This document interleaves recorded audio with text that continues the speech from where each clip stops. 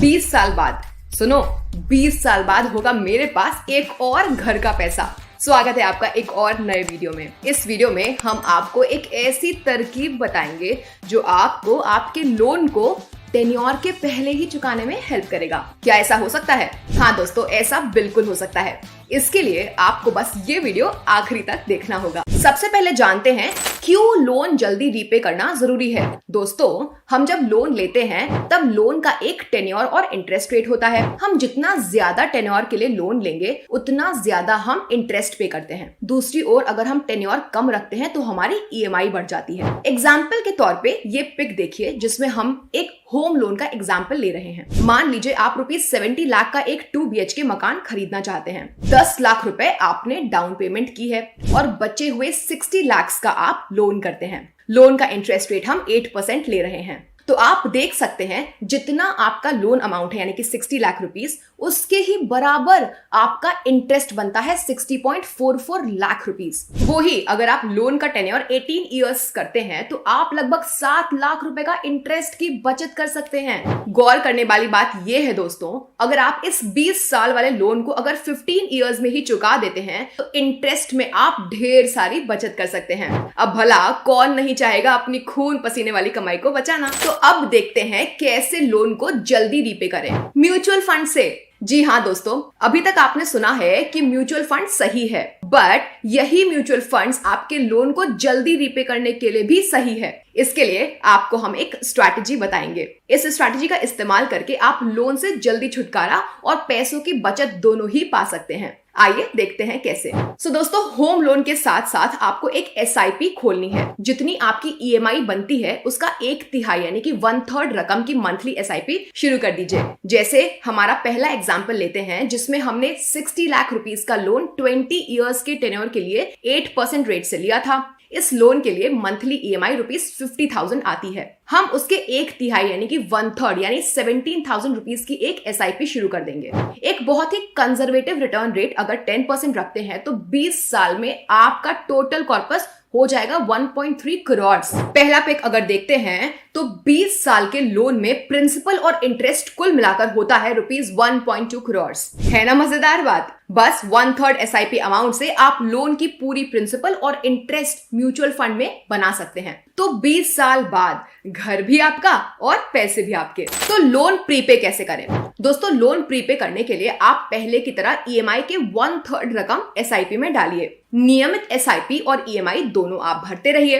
कुछ साल बाद आपका फंड्स रिटर्न्स 12% हो जाएगा। इक्विटी म्यूचुअल फंड में निवेश करने की ये विशेषता है। ये 12% रिटर्न आपको 4 से 6 साल में हासिल होगी। मार्केट की कंडीशन के मुताबिक आपको रिटर्न कभी जल्दी तो कभी देर से मिलेगी। अब आप आखिर के 12 महीनों की SIP छोड़ के सारी रकम म्यूचुअल फंड से रिडीम कर लीजिए। ये रकम से आप आपके लोन की रकम प्रीपे कर दीजिए। जैसे कि ये पिक देखिए। मान लीजिए 5 साल में 12% IRR आप पा लेते हैं तो आपकी ₹10.2 लाख की टोटल इन्वेस्टमेंट ₹14 लाख हो जाएगी।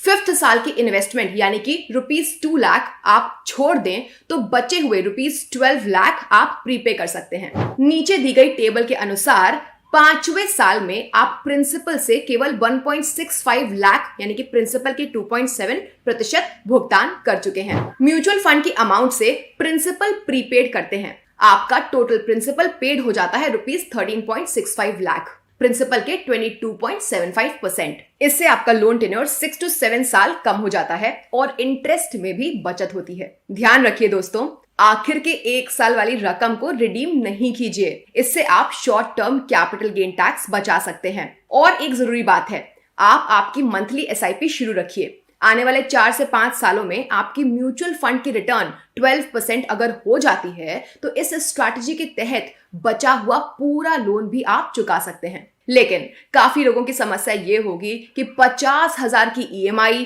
और बाकी खर्चों के बाद SIP के लिए कुछ बचता ही नहीं है। ये दुविधा उन दोस्तों को ज्यादा होगी जिनको अपने करियर के शुरुआती दौर में ही बड़ी रकम की लोन जैसे कि होम लोन लेनी पड़ती है। इस पर भी एक तरकीब है दोस्तों।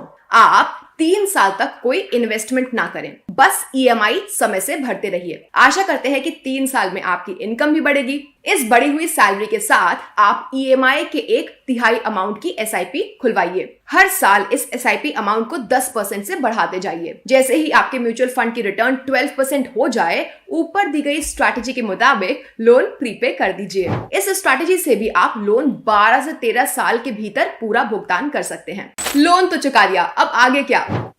लोन की पूरी भुगतान होते ही ईएमआई की अमाउंट को भी एसआईपी में परिवर्तित कर दीजिए। इससे आपके भविष्य के हेतु आपकी इन्वेस्टमेंट होती रहेगी। इस रकम की आप आपकी रिटायरमेंट या आपके बच्चों के उच्च शिक्षा जैसे फाइनेंशियल गोल्स के लिए इस्तेमाल कर सकते हैं। किसी भी लोन का भुगतान करने में अनुशासन बेहद जरूरी होता है। यही अनुशासन आप एसआईपी में बनाए रखेंगे तो लोन प्रीपेमेंट और इन्वेस्टमेंट ये दोनों फायदे आपको होंगे। दोस्तों, हर कोई अपना सपनों का घर चाहता है। ज्यादातर लोगों के लिए घर अपनी जिंदगी की सबसे बड़ी खरीद होती है, तो आप अपनी पूरी बजट स्ट्रेच करके घर खरीद लेते हैं। दूसरी ओर से ब्रोकर या एजेंट भी आपको बस कुछ हजार की ईएमआई और पड़ेगी ऐसा कहकर के 2 BHK से 2.5 या 3 BHK लेने के लिए राजी कर लेता है। घर के बारे में हमारे और हमारे परिवार की भावनाएं जो जुड़ी होती हैं। तो इस प्यारे घर का ईएमआई चुकाते हुए आप ईएमआई के 1/3 रकम की एसआईपी कीजिए। 12% रिटर्न मिलते ही लोन प्रीपे करते रहिए और कम से कम 12 साल या ज्यादा से ज्यादा 14 साल में